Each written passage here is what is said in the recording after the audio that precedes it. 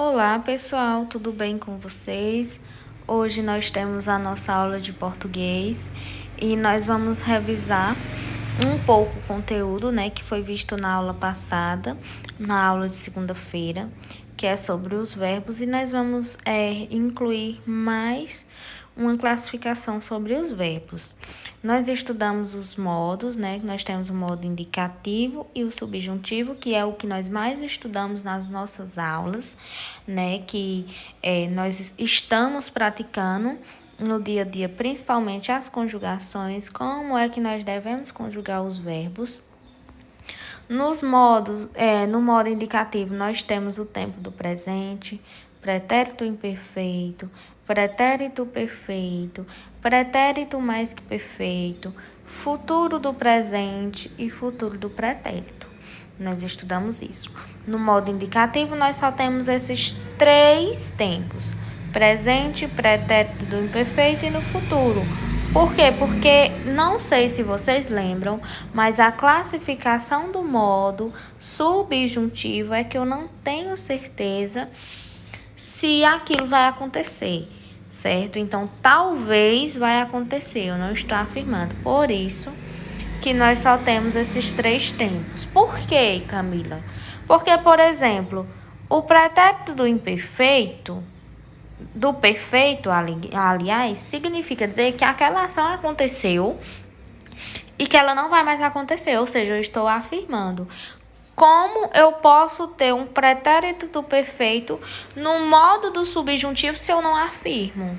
Então, nós só temos esses 3 tempos: presente, pretérito do imperfeito e o futuro. Nós temos a classificação aqui de cada um deles, que o indicativo é quando tem a certeza, João sempre estuda. O subjuntivo indica uma dúvida. Pode ser, pode não ser, é uma possibilidade de acontecer. Que nós temos aqui o exemplo: talvez João estude amanhã. Talvez ele não estude. Ou seja, essa ação pode ou não pode acontecer. No imperativo é quando indica uma ordem ou um pedido. É quando a mãe fala, por exemplo, com o seu filho: faça tal coisa, estude agora, lave os pratos, arrume a casa. Então, quando a mãe fala com o filho, por exemplo, ela está imperando. Aqui são os verbos, os tempos, Os tempos verbais que tem em cada modo. No modo indicativo, nós temos o presente, pretérito do imperfeito, pretérito do perfeito, pretérito mais que perfeito, futuro do presente e futuro do pretérito. No modo subjuntivo, nós só temos 3 tempos verbais: presente, pretérito imperfeito e o futuro. No modo imperativo, nós temos o imperativo afirmativo e o imperativo negativo. É quando eu falo que pode fazer, Quando eu mando determinada coisa acontecer, por exemplo, João, lave a louça. Ele tem que fazer aquilo, eu estou afirmando, ele tem que cumprir aquela determinada coisa. No caso da imperativo negativo, é quando eu coloco o não. Então, eu preciso dizer o não, que aquilo não pode acontecer, aquilo não é para ser feito, aquilo não é para ser realizado. Exemplo: João, não gaste o dinheiro. Então, ele não pode fazer aquilo. Eu estou no tempo imperativo negativo, certo? Agora, pessoal, nós vamos estudar os verbos no infinitivo.